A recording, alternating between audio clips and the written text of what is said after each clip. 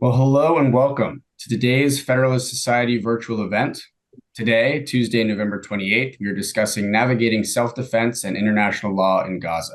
My name is Jack Capizzi, and I'm an assistant director of practice groups at the Federalist Society. As always, please note that all expressions of opinion are those of the experts on today's call. Today, we are delighted to be joined by Professor Jennifer Maddox, assistant professor of law at the U.S. Military Academy at West Point, and a former military lawyer for the British Army.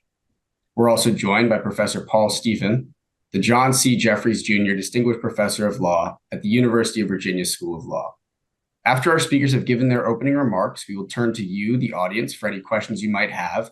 If you do have a question at any point, please type it into the Q&A feature at the bottom of your screen, and we will handle questions as we can towards the end of the program. With that, thank you all very much for being with us today. I'll turn it over to our moderator, Professor Jeremy Rabkin, Professor of Law at the Antonin Scalia Law School at George Mason University. Professor Rabkin, over to you. Thank you. I want to start with a question which hasn't been much debated in public, but people who are interested in international law, it might be something that comes to mind, and I think it might also be a way of setting a framework for this, which is one of Israel's announced goals is to end Hamas rule in Gaza. They have committed to the goal of changing the regime in Gaza. And I wonder if that is consistent with the UN Charter. Many scholars, I think mostly Europeans, say the Charter acknowledges an inherent right of self-defense, but that is only to repel an armed attack and not to go beyond that. And you might say the armed attack ended on October 7th. So, Paul Stephen, you have ideas about this. And take your time if you want to set out different views. Thank you, Professor Rabkin. I'd like to answer that, if I may, by trying to set up three different perspectives for answering that question, because I don't think it's something that you find a simple yes or no answer. So one perspective is what I might call, this is my own terminology, the great power perspective, which regards the right of self-defense under Article 51 of the Charter as easy to trigger. For example, that any use of force is regarded as armed force, which is the language in Article 51, and that the right to self-defense, the inherent right, as the Charter calls it, extends not just to actual attacks, but the threats of attack, with the standard being imminency and also, I think, at least simplicity, gravity. And then the issue of what is authorized by self-defense. I think it is the view of the United States, Russia, probably China, and Israel, that this right includes regime change, which I think is invoked by the concept of removing Hamas. There's a more mainstream, what I might call UN view, if you will, the view of most of the countries in the so-called global South, and many Europeans, certainly in the academic community, in both the United States and Europe, that are critical of the quick trigger provision, arguing an armed attack is different from simply the use of force. It's bigger, greater on scale. That imminency is not a legitimate criterion, and that the right of self-defense is more limited than things such as regime change. And then finally, there is a point of view, which is certainly that of the Palestinians, perhaps the government of Iran, and many civil society and academics, people, those who support the Palestinian cause and more generally who see themselves as decolonialists, who argue that the Charter doesn't apply, that the establishment of Israel was illegitimate because the UN at that time was itself an instrument of colonial powers, and that the rules that apply to a decolonial war of liberation are much broader. So by that position, any attempt to regime change in Palestine is inherently illegitimate. Indeed, any use of force against Palestine is illegitimate, and that the rules of law, such as codified in the Geneva Conventions and the additional protocols, aren't necessarily applicable, at best by analogy and only partially. And I might just add, as an adjunct to that, so the International Criminal Court in particular, both Israel and the United States, I don't think, have committed to the position that Palestine is able to join the Rome Statute and therefore to extend the court's jurisdiction over activity in Palestine. The issue is whether Palestine is a state under international law, but we can come back to that. Let's come back to that. Yeah. So, Jennifer Maddox, did he lay that out in a way that's satisfactory to you? Yes. Before I comment specifically on that, I do need to give a quick disclaimer because I'm currently work at the United States Military Academy, and obviously need to make clear that the views I expressed this morning are very much my own and not those of the US government or any department of it. But in general, yes, I do agree with the background that's just been laid out. Just a few comments on it regarding the revisionist view that was mentioned that seems to be gaining traction perhaps in some spheres, particularly from the Palestinian viewpoint. That doesn't seem to me to have any basis in current international law as agreed by states. There is no lawful basis for Hamas's actions on October the 7th. First, the right to use force in self-defense is limited to states. And even if Hamas did have a right to use force, it was not entitled to effectuate that right by targeting the civilian population, taking hostages, etc., which violate not only the law of armed conflict, but also the requirements of necessity and proportionality that relate to the use of force in self-defense. Regarding the other two sort of viewpoints that have been outlined, the great power view and the middle view, I think there is a good deal of overlap between those. I don't think that even Israel would say that their right to use force in self-defense is not limited. Clearly, the principles of necessity and proportionality apply. And then the question comes to how you actually apply those. And one feature of the conflict ongoing in Gaza is clearly there's so much complexity, and the way in which you answer a wide range of questions, such as, is Palestine a state? Is Gaza still occupied, etc.? These uncertain, ambiguous issues all have implications for some of the legal conclusions that you reach regarding this conflict. So one key difference between states with regard to the question that you first posed with regard to this, does Israel have the right to use self-defense, is, does that right apply to use of force or against non-state actors that used force against the state? Whereas clearly Israel, the United States, many other states agree that it does. There's other states have made clear before the United Nations that they don't. Brazil, Jordan, Pakistan, for example, don't agree with that from the outset. And so that leaves the question, well, if Israel doesn't have that right, what is it supposed to do when it's facing an attack like the one that occurred on October the 7th? My own personal view, I think that's been gaining traction since 9/11 is that states do have the right to use force against an attack, against a non-state actor that's perpetrated an armed attack against them. But clearly that's still going to be restricted by by necessity and proportionality. And then you come on to very difficult questions then, particularly on the proportionality front, which can be interpreted in very different ways when you look at how Israel is conducting its operations in Gaza. I just want to have two quick follow-ups. Excuse me. So you don't have to give the disclaimer because you're not working for the British government now. But it seems to me it would be hard for the British government to dissent from this view after participating in the invasion of Iraq, the goal of which was a regime change. Yes, and I think the UK probably takes a similar view on this to the United States. that, I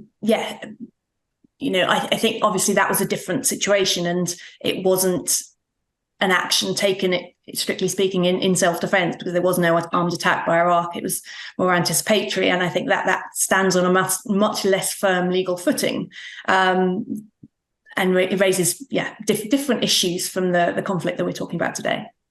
And then I just want to go back to the third alternative that Paul Stephen laid out. The Palestinian view, if it is the Palestinian view, seems to me really hard to defend. I believe most of the Arab states were already in the UN when Israel was admitted. They were just outvoted. They had a chance to argue about it. Iran, I think, was a member and voted in favor of Israeli admission to the UN. If you're going to say, well, but it didn't have the right regime, Ukraine was admitted as a I guess it had already been a member, but it was like, you could say, under different circumstances. And now Putin's Russia wants to change its recognition of Ukraine as an independent state. I mean, this seems like just an impossible doctrine to implement in any kind of fair and reliable way. Or did I miss something? Well, no, I would agree. Sorry, go on. Yeah, so I don't subscribe to this doctrine. I'm just trying to portray it as an argument that's in play, which I think is helpful for us to understand how to respond to these arguments. But I think your particular claim, I think the argument would be, and I'm being devil's advocate here because I don't believe this stuff, but I think the argument would be that the UN's mandate does not apply to any part of the world that was colonized at the time that it acted. It doesn't matter that there were former colonies that were members. No part of Africa, except Egypt, I think, was a member at the time.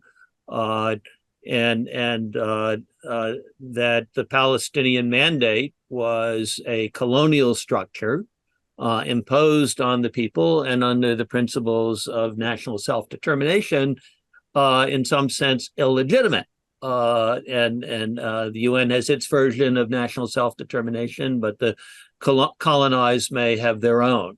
Yes. I think the argument would go somewhere along those lines. It takes you to some pretty dark places. I agree with that. It takes you to some very dark places, and I think I just wonder whether it is really credible to say this is an interpretation of international law. It seems instead to be saying, we don't care about international law because it's a Western toy, and we're interested in Islamic law, which is what really matters. So there is a tradition in international law of revolutionary states, starting with the Soviet Union, saying that international law begins with us. And because we represent a revolutionary break, the past is simply not binding on us. Soviet Union came around, of course. China did something similar. And you can argue that for the colonized world, a similar process is in play. I just want to say on behalf of the United States that it started with a decent respect to the opinions of mankind, which meant our founders were quoting Vattel to the Europeans to say under international law it's acceptable for us to have this revolution. I'm not going to argue with you. I'm just pointing out that others have different perspectives. Well, not every revolutionary regime starts by denouncing international law altogether. Yes. Okay, so one of the things that stirred a lot of controversy, and now we're back to almost the range of what people think could be international law. Israel started its offensive by cutting off delivery of food, water, electricity, and gasoline. And a lot of people said immediately, oh, that's against international law.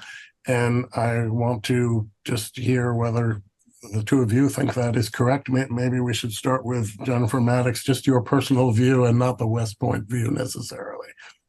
Of course, it's all my personal view, obviously. There's some real, again, differences of opinion on this. And I'm not sure as to whether I've actually formulated a clear view as to which one I think is the best. So maybe I'll start by sort of outlining some of the contrasting views on this. So the first one depends on whether the Gaza Strip is still occupied by Israel. Because if it is, then the law of occupation applies, and Israel has much clearer duties to ensure that the population within the Gaza Strip has food, medical supplies, etc. So if it's occupied, Israel clearly has that duty and probably did violate international law, but obviously it's in dispute whether Gaza has been occupied since Israel withdrew in 2005. It seems to me that given that it's Hamas that controls the Gaza Strip, or certainly did before October the 7th, rather than Israel in terms of day-to-day life, Israel's control of the borders, the sea, the airspace, etc., is insufficient to exercise effective control over the territory, but that is an open point. So if you accept that Gaza is not occupied or was not occupied, then the question, it sort of comes down to the law relating to sieges and allowing humanitarian access, which is hugely contested. And obviously, siege is considered by the United States and many other states to be a valid military effort to, isolate, cut off an area, typically a city, to deny movement in, isolate them electronically, cut off food, water, fuel, etc., as Israel stated that they would do. And from a purely military perspective, to achieve success, the greater the degree of isolation, the greater the likelihood that the attacker is going to be able to force its adversary into submission by depriving it of everything it needs to operate. And if civilians are within that besieged area, then provided that the purpose of the siege is not to starve them, then there's no violation of this prohibition of starving the civilian population. So incidental starvation, if your aim is to starve and isolate the enemy, that would not violate the law. So that's one view, but clearly that's contested, particularly when we can see on our television screens that the harm that this kind of policy causes. And so then you have the other much more humanitarian view, which is saying that the operation is targeting the population of Gaza as a whole. It includes large numbers of civilians, intentionally depriving them of food, water, etc. It fails the principle of distinction. And even if the starvation is incidental, that does violate this prohibition on starvation of civilians. And it's really difficult. It's really hard because the pure military perspective has horrible consequences for the civilian population. So the more humanitarian approach clearly prioritizes humanitarian considerations. And when you think of the whole of the law of armed conflict being this balance on the one hand between military necessity and humanity on the other, it's really visible quite starkly in these kind of situations of siege. But if it's right that the law is developing in a way that you cannot cut off all of these essential provisions to the populations within a besieged area, then what we're moving towards is saying that siege is no longer a lawful military objective. And I don't know whether we're there yet. I just ask in responding, Paul, if you have any differences there, whether you could address this question. Israel at present seems to be involved in negotiations regarding what can be delivered from Egypt. So this is not now a matter of whether Israel has an obligation to continue supplying things that it used to supply as through pipelines. I think there was a pipeline for water, but whether it can actually cut off deliveries from third parties. Is that a harder question? Well, I think the idea of blockade would encompass third parties as well. I agree with everything that Professor Maddox said, and would just note that the arguments do trace back to how you feel about the doctrine of self-defense. I think that essentially every country, every state now with us that exercises uses of kinetic force to protect its interests takes a generous view of self-defense and regards things like blockades as an acceptable tactic. They regard the humanitarian equation to be based on intention, and as long as the goal is to pursue legitimate military objectives, which become stronger the more you believe in the principle of self-defense, the idea of distinction and proportionality still applies, but it's a more generous test in favor of the use of force, including armed blockades. If you think that believe in the legitimacy of the self-defense objective, the more you have doubts about self-defense, and the more that your state itself does not participate in projections of armed force, which covers most of them and I think the current members of the European Union, except maybe Turkey. No, I'm sorry, Turkey is NATO, not EU. I correct myself. So the more skeptical you are about the use of armed force for anything, including self-defense, the more relentless you will be on looking at the actual outcomes rather than the intentions and the attempt to balance legitimate military targets against the need to distinguish and take into account the interest of non-military interests. I see that abstractly. Really what I was asking is, they started by saying, Israel did, we are not supplying these things that we used to supply. Yeah. But they are now in a situation of saying, okay, we are going to allow some food and some fuel, but we're going to inspect carefully each of these trucks that deliver things. And they seem to have been... I'm not saying it as a criticism, but just they've sort of agreed to the principle that, yes, there can be humanitarian relief, but not too much. And I wonder if, having agreed to humanitarian relief, this makes their position weaker in saying, but only this number of trucks, or only trucks that we have a chance to inspect very, very carefully. Or do you think that is really irrelevant? Well, to me, it would be part of the balance between the military interests and the humanitarian impulse.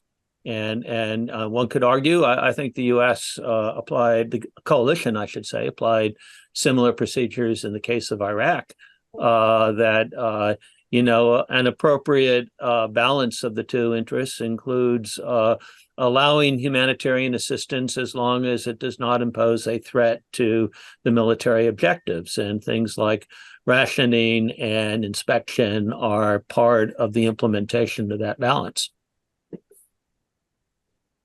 Let's move on to the thing that has stirred the most controversy. There's been a lot of damage to civilian infrastructure, and there have been a lot of civilians killed. I think that we do not have reliable figures because Hamas doesn't seem interested in distinguishing between what you might call combatant casualties and civilian casualties. But still, there have been pretty clearly a lot of civilians injured and a lot of civilians killed. Is there any ceiling to this, or is it enough for Israel to say we didn't mean to harm civilians, it was incidental, so it doesn't count? You could start if you want, Paul. Sure. So again, I think this really divides what I call the great powers from, say, the bulk of Europe, the bulk of much of the global South. In other words, a large majority of countries around the world. So that the argument would be that, of course, mistakes can be made, but war is an ugly business.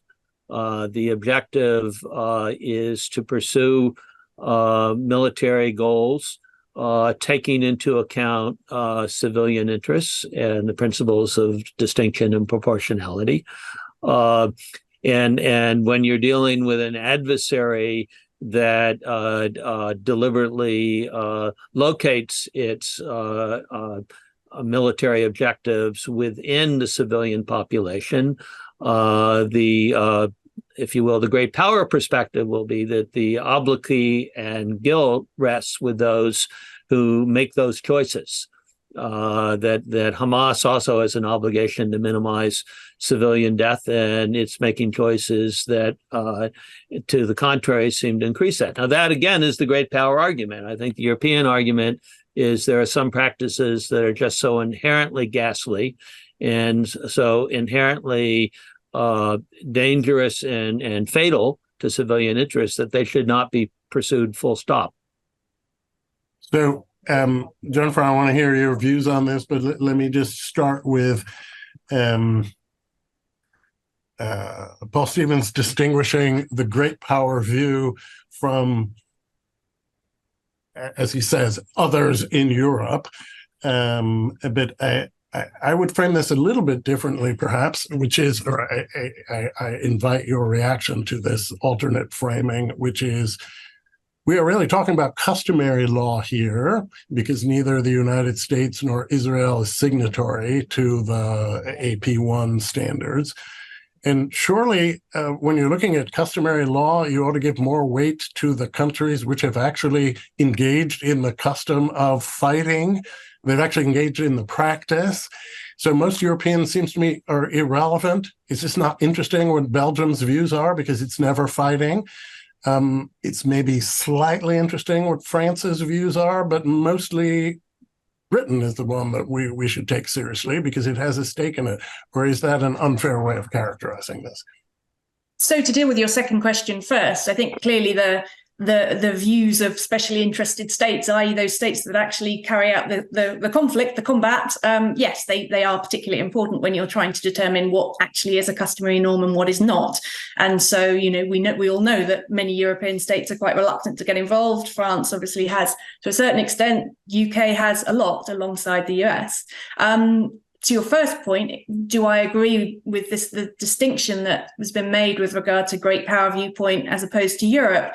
I certainly don't, as far as the UK is concerned, because my experience as a British Army officer is that didn't share all of the same views as the US with regard to the conduct of hostilities, but in many ways we did, and we worked alongside the US in many, many operations over the last couple of decades. So I don't necessarily agree with that distinction. I remember when the UK was involved in bombing Libya, and I think the Attorney General, some very senior figure, went to Parliament and said, no, this is consistent with International Criminal Court standards because we're not hurting civilians, hardly any. And he was very concerned to explain that this was very, very limited in its effects on civilians. So I mean, it's a little crude, but I'll just ask you straight out. Do you think, not asking your personal opinion whether it should be accepted or not, but do you think if the British government were engaged in this kind of conflict, it would find the number of casualties that seem to have been accumulated, civilian casualties, to be acceptable? That's obviously a hypothetical question. That's quite a difficult one to answer. And the thing is that when you're thinking about proportionality and issues of the numbers of civilian casualties, you have to think about it from two quite separate perspectives. And one relates to the very first question you asked, to do with the jus ad bellum, or the law relating to the use of force, and whether the overall very high number of civilian casualties that Israel has caused means that its overall operations in self-defense against Hamas are disproportionate and therefore unlawful. There are some academic viewpoints that are sort of pointing towards that you need to weigh the overall civilian harm against the attacker's defensive objectives. And if the civilian harm is clearly disproportionate, then that makes the overall campaign unlawful. I don't think that is reached, accepted customary international law as yet, but maybe we're moving in that direction because of reactions to what's going on at the moment. So that's one way of looking at it. But the other basis on which of looking at it is obviously under the law of armed conflict itself, which looks at attacks from a much more tactical perspective. It looks at one attack at a time. And obviously I'm very familiar with this from my time in the military, in that it's an ex ante perspective. So before the attack is even conducted, it's looking at what is in the commander's mind with regards to the anticipated military advantage. So what is he hoping to achieve, or she, from this attack? And then you're sort of evaluating that as against your expected harm to civilians and civilian objects. And your expected collateral damage or civilian harm must not be excessive in relation to the concrete and direct military advantage. That's the test of proportionality.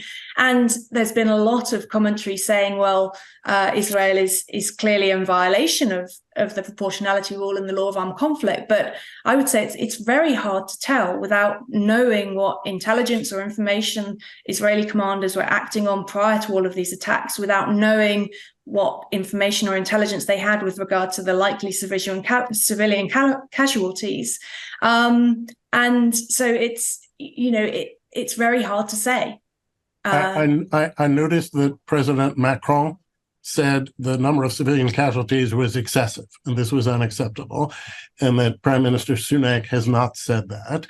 Do you think this is just they have different personalities, or they have different views about the Israel-Gaza conflict at a high level of abstraction, or do you think this could actually reflect differences in the sort of fighting philosophy of the two countries? It's hard to say because it's difficult to know whether President Macron was saying that from a more of a political kind of viewpoint or from a legal perspective. And if it was legal, was he saying it more from the sort of use of force in self-defense that overall was disproportionate, or is he saying that individual attacks are disproportionate? And from the UK's perspective, obviously, like the US, the UK has expressed considerable support for Israel and supports its right to take action in self-defense and whatever action is necessary to defeat Hamas and stop the threat of future attacks. And it doesn't surprise me that the Prime Minister has not said a similar statement to President Macron, but I couldn't tell you whether that actually represents a fundamental sort of difference of opinion on this. To go back to Paul's original framework, it may be the difference between an actual great power and a very former great power. And Jeremy, I do want to be clear that I consider in my categorization, the United Kingdom is a great power. Yes, that it participates. It's Great Britain. Well, that too, but it participates in coalitions with the United States that are relevant to the formation of custom, as France and Germany and other European states do not. So we have a few questions that have accumulated, but I want to take up one other topic before getting to those questions, which is the International Criminal Court and whether it could make a useful contribution, or whether it actually would be a factor at all, perhaps a destabilizing factor. So let me ask Jennifer first, because you come from a country that is party to the ICC statute. Yes, and as such, I think I'm probably less of a skeptic than the Americans on this call. And clearly the UK has been bitten by being a party to the Rome Statute. We went through a very extensive investigation into our operations in Iraq. Ultimately, the prosecutor decided not to proceed, but it has an impact. It really does in terms of for the armed forces of states party to the Rome Statute of the International Criminal Court. It means that, you've really got to take domestic proceedings against anybody that there's allegations of war crimes, crimes against humanity, etc. So it's something you need to take into account. But notwithstanding the problems it has caused to the UK in terms of, we set up a whole sort of Iraq inquiry to make sure that we were complying with the standards we needed to. Nevertheless, at heart, I think international accountability is a good thing rather than a bad thing. And clearly, in terms of the ICC's jurisdiction, because Palestine, even though there's huge debates as to whether or not it's a state, it did join the Rome Statute in 2015. Israel clearly would debate whether or not or would dispute whether or not it was entitled to, but it did. And that means that in terms of this conflict that's ongoing at the moment, the ICC does have jurisdiction both over crimes perpetrated by Palestinian nationals, so it will cover the actions of Hamas in Israel on October the 7th, and also the actions of Israel occurring in Gaza at the moment, because that is Palestinian territory. And so it does have jurisdiction.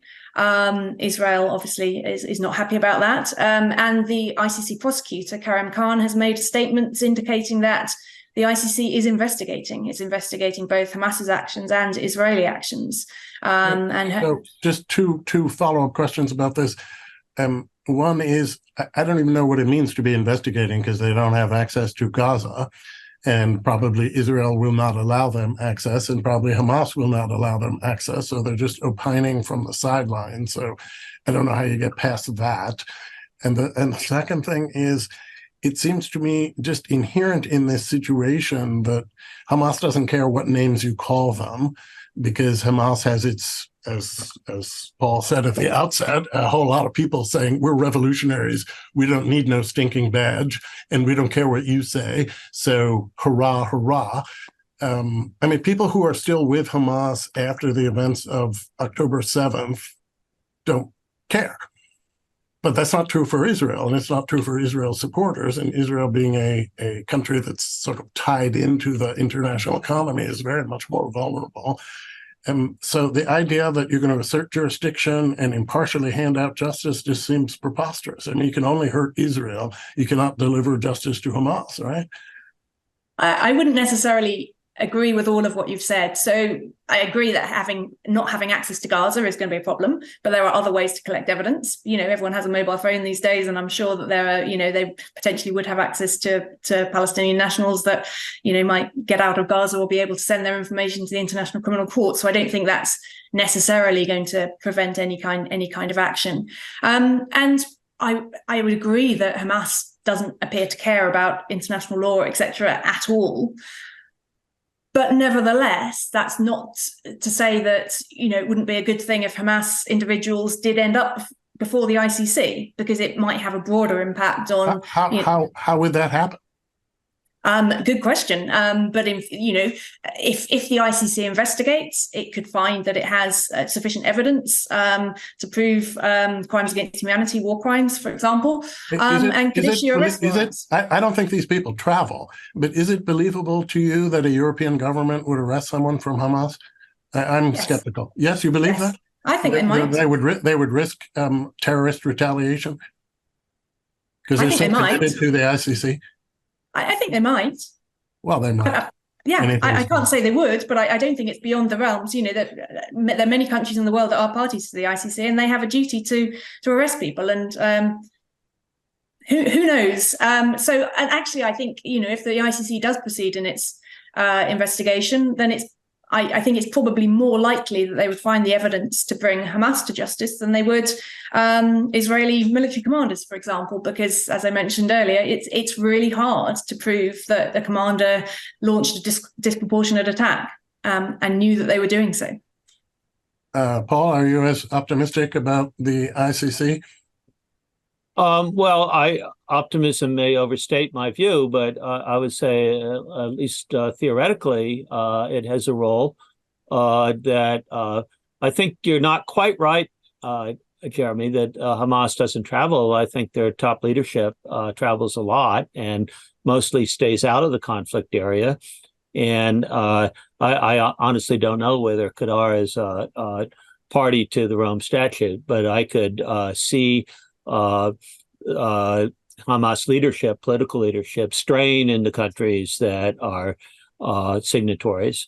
And I don't think the fear of terrorism is a complete knockdown argument that they wouldn't cooperate. And I also think that there may be indirect knockdown effects in terms of financial assistance. I mean, Hamas clearly gets a lot of financial assistance, probably more from Iran than anywhere else, but not only Iran, and probably some private oligarchs in countries that are technically signatories to the Rome Statute. So I agree that the impact is probably disproportionate with Israel, that it's more likely for Israeli political military leaders to travel to countries that are parties and be easily identified, and so that will be an issue. But I also note that the chief prosecutor, at least in the early days, said all the right things. I think in talking about his respect for the IDF's approach to the rule of law, and regretting he did not have access to Gaza, but hoping that he would find ways of doing so. So, I mean, I don't think the ICC should be seen as our salvation. But will it be at least an irritant and maybe even a problem for actors, principally but not exclusively Israeli? I think I would answer the question yes. Okay, so one of the questions that audience has posed here is, could Israel go after Hamas leaders outside of Gaza, as in Qatar? Would that be justified as self-defense? Well, if you look at U.S. practice in the GWAT, the Global War on Terror, as we used to call it, certainly there is custom. It's, of course, behavior that was widely denounced by mainstream actors, but it is an example of state practice. Israel has done the same. Go back to the Munich incident.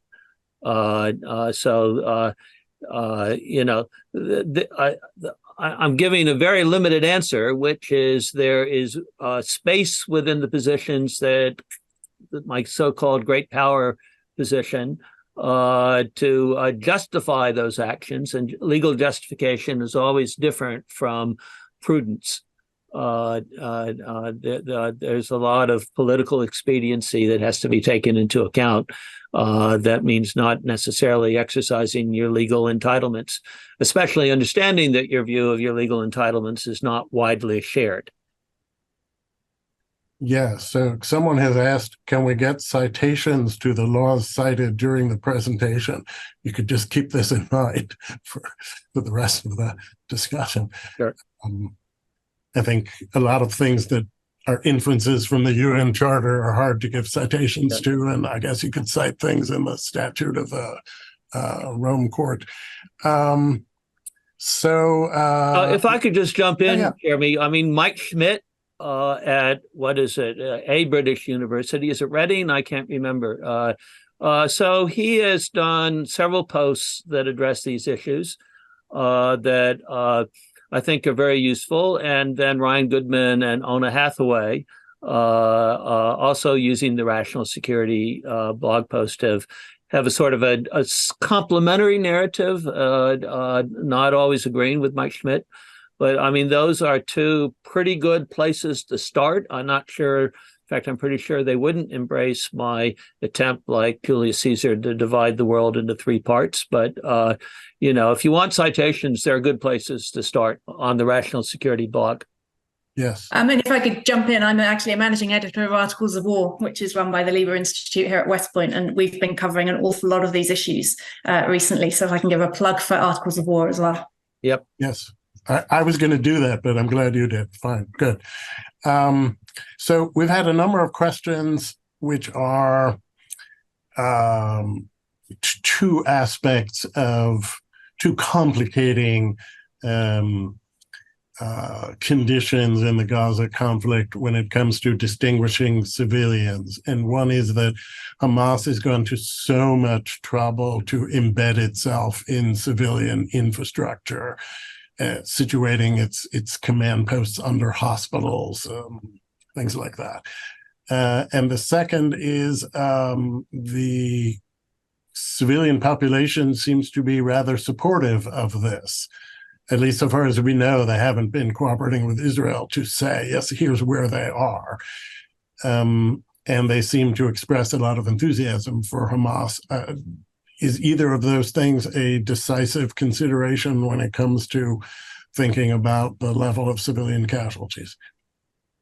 So if I'll take this one. So first off, I'd say that by intermingling its military facilities, command centers, weapons stashes, et cetera, in the civilian population in Gaza, Hamas is itself violating the violating the law of armed conflict, because they're known as passive precautions. All parties have an obligation to try and distinguish their own military facilities from the civilian population. Hamas has clearly failed to do that.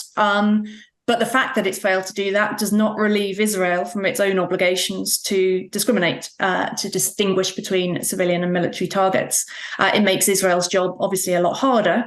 And then I think the second element that you talked about with regard to the support of the civilian population from Hamas in doing that, I guess that leads on to the question, well, do they lose their protection from attack as civilians simply because they're supporters of Hamas? And I think simply supporting a belligerent party does not mean that you lose your protection from attack. Clearly, it's a hugely contentious issue of the law of armed conflict.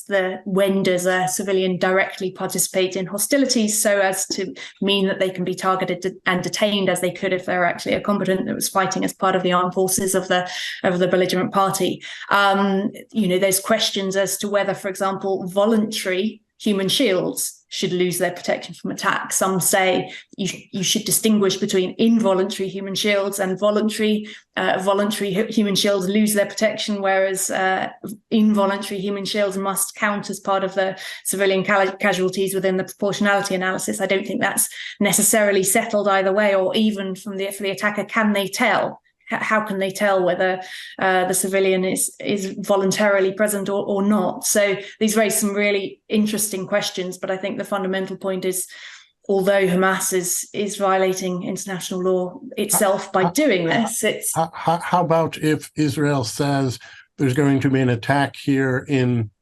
this quadrant of Gaza City, you should leave? And come to think of it, you should just get out of northern Gaza. And they say, well, we're staying. Which has obviously happened. Israel, but maybe that they forfeit some of their civilian immunity if they choose to be in the line of fire. And I think that's fairly clear that just by not leaving in response to a warning, that doesn't mean they're no longer civilians entitled to protection. So therefore, if they choose not to leave in response to the warning for whatever reason that might be, Israel must still count them as part of the proportionality analysis. So if it knows that it's going to go ahead with the strike and cause civilian harm, then it must take that into consideration before deciding whether to proceed. Somebody has asked, which is a question I have not seen discussed, are the Hamas fighters lawful combatants? And I'll just extend this to ask, could Israel treat them simply as criminals by being part of Hamas in the way the United States and Britain treated the SS as a criminal conspiracy, and just by being a member, you were criminalized? Is that again to me? If you'd like. You can talk about what Britain did in 1946. Very good work, I believe, your predecessors as military lawyers. So clearly, Hamas is an armed group. It's not a representative of a state. Even if Palestine is a state, it seems that Hamas is not its representative. It's the Palestinian Authority that it is. And so if it's right, this is a non-international armed conflict between Israel as a state and Hamas as a non-state armed group, then no, Hamas does not have combatant immunity, meaning that they can be prosecuted as criminals for their participation in these attacks. And just adding on to the second part of your question, Jeremy, I think that you have to distinguish the issue: are you legitimate targets from can you be prosecuted? And I think it's reasonably clear that supporters can be legitimately prosecuted. We have this in our own anti-terrorism law, and I think our anti-terrorism, materials support standard is consistent with international law, but it's not a standard for who you get to kill. It's a standard for who you can bring to justice for their support. I'd like that distinction to be sharp. Do either of you think the debate about whether Israel is acting consistently with international law is having an effect on the way the war is being conducted on either side? If I could jump in first, but I defer to Professor Maddox. My impression is that when you get past the political leadership to the bureaucracies involved in armed force and intelligence, that the rule of law culture is extraordinarily high. I've worked in Israel. In Israel, yes.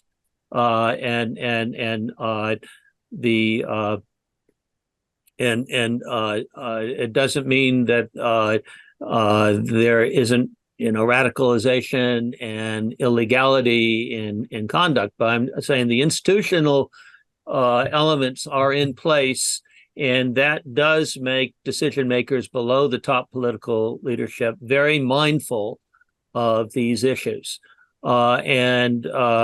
As for Hamas, I mean, from their perspective, they're completely justified in seeing as their objective the maximization of the number of martyrs in order to draw international sympathy. And that's consistent with their view of international law, as skeptical as we are about the foundations of that view.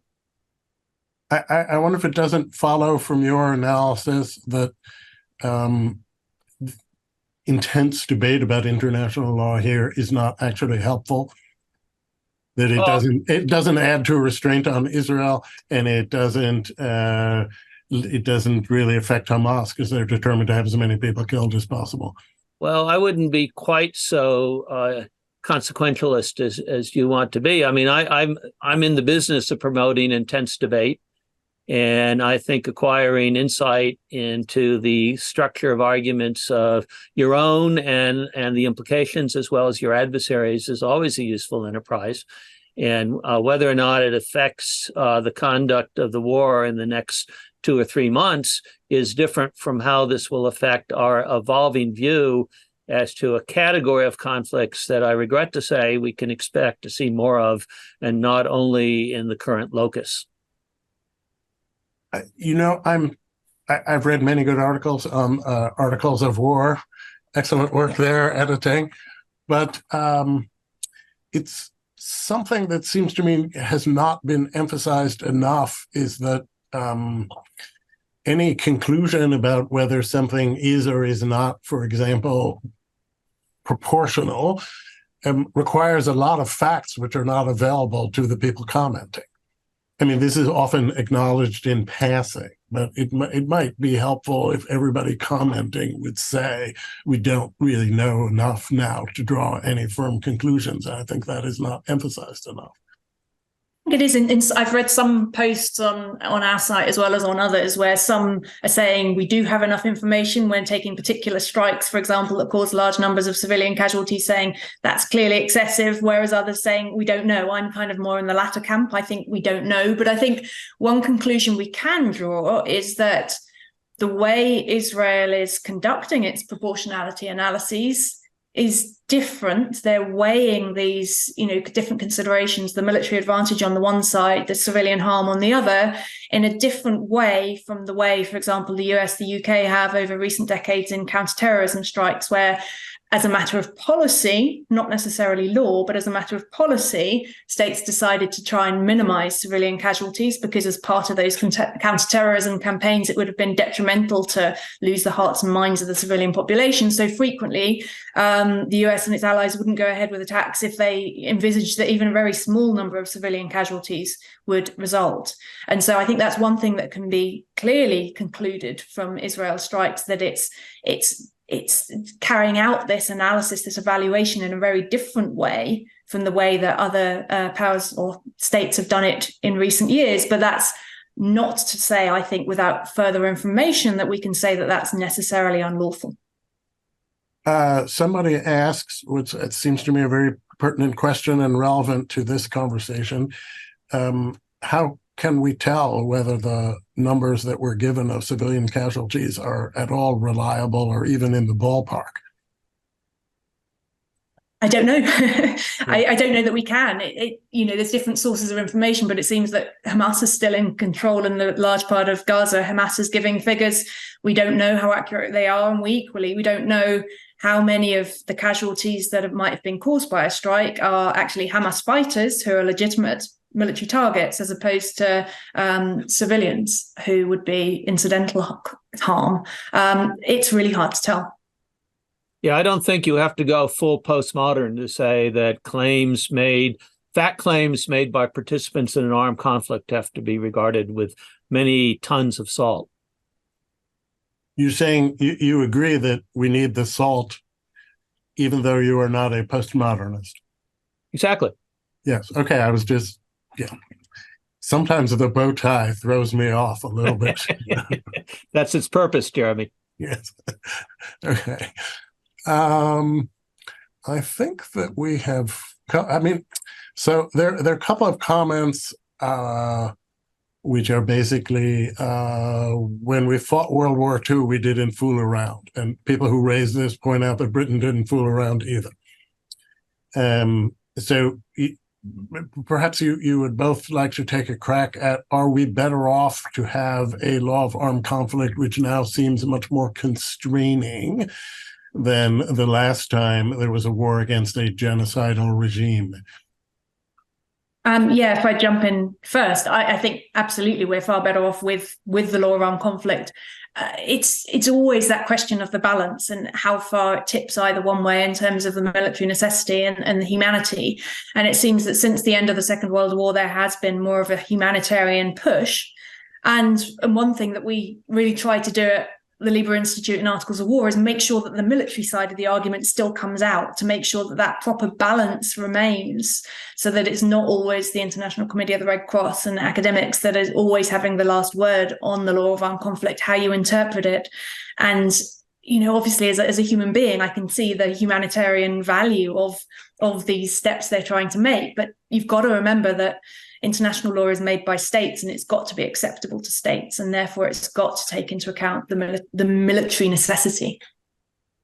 I agree with everything Professor Maddox said, but would add that one of the advantages of the law of war is not simply its humanitarian interest, it's also good order and discipline. That the purpose of the law in war, among other things, is to emphasize command control over troops in terrifying conditions. And it represents an investment in the lives of the troops. It's consistent with other bureaucratic or structural things, like having good non-commissioned officers as a way of imposing order and discipline. And there's a sharp contrast. Since I'm a Russian guy, I will note that Israel and the United States both invest a lot in the quality of their armed forces and take the law of war very seriously, and Russia does not. Russia's business model has been prolific waste of the lives of their troops. It was worked for them in World War II, and they still follow that model in Ukraine. And although there is some training of law of war, and I have good friends and colleagues who are part of that training in Russia, it still doesn't have nearly the investment that we see in the United States and Israel. And I have a preference for the U.S. approach. Yes, I think everyone, I don't know if everyone can agree, but for what it's worth, I totally agree with everything that's been said. But something that I think, I'll just pose this as a question. I mean, does this make a difference? The United States became sensitive to civilian casualties in Afghanistan. And then in the end, it said, all right, never mind, we're out of here. Good luck. And now we don't care about civilian casualties because it's someone else's problem. It's easy to be humanitarian when you don't really care much about the result, which was not the case when Britain was organizing the bombing of Germany in a serious way in 1942, when it was still really worried about what would happen to people in Britain. Israel is in that situation. It's really worried about immediate threats to its own population. And I wonder if a law of armed conflict, which is developed by Western states for optional wars at a great distance, is really a good model for a country that is in some sense really fighting for its life now. But I don't think it was, though, was it? The law of armed conflict as we know it now was largely developed after the Second World War, in light of the Second World War. And I think one of the great things about it is that it is adaptable. We can see that with its adaptability, its application to new domains of war, such as the cyber domain, that it. Yes, just a factual point. It's not after the Second World War, it's after the Vietnam War that we have the additional protocols. Yeah. And it's very much a gathering of countries that think America has fought unfairly because it used air power, and that shouldn't have been allowed. So there's a real kind of north-south divide over this. And going forward, how you interpret that makes a big difference, whether you're a country that is fighting and whether you're actually fighting to defend your own country, or whether you're not fighting at all, or you're fighting at a distance and you don't really care about the result, right? Those things are relevant to how you view this. So let me say something that's going to get me in a lot of trouble. I think that we're about to end, so you can't get in much trouble. Okay, objectively, in this conflict in this region, Israel is the 900-pound gorilla, and for Israel to think of itself as facing an existential threat provides a license to do things that I believe are not in Israel's interests. So I would dispute your contention that this is that kind of struggle and that the kind of no quarter perspective that an existential perspective brings is applicable here. I hope you are right about that. I don't have the confidence that you do, because it depends on foreign investors feeling comfortable that there's not going to be a terror threat. It depends on talented people wanting to stay there because they're comfortable there's not a terror threat. So even if it's not Israel liable to a land invasion which will reach Tel Aviv, the threat of continuing terrorism can be really existential there. So the brain drain we're seeing in the modern world right now is out of Russia, which is not subject to a serious terrorist threat. And I haven't seen something comparable in Israel, although you're completely right, Jeremy, that it could happen. Okay, well, that's a happy thought to end on. I think that we promised to end at noon, and now it's noon. So, Jack, do you say farewell now? Thank you. Yes, I will do that. So on behalf of the Federalist Society, I want to thank Professor Maddox and Professor Stephen for sharing their time with us today. And of course, to you as well, Professor Rapkin, for moderating the discussion. A recording of this program will be available on our website, YouTube channel, and also our Teleforum podcast feed in the next few days. If you have any comments, we do welcome listener feedback by email at info@fed-soc.org. And with that, thank you all very much for being with us. We are adjourned.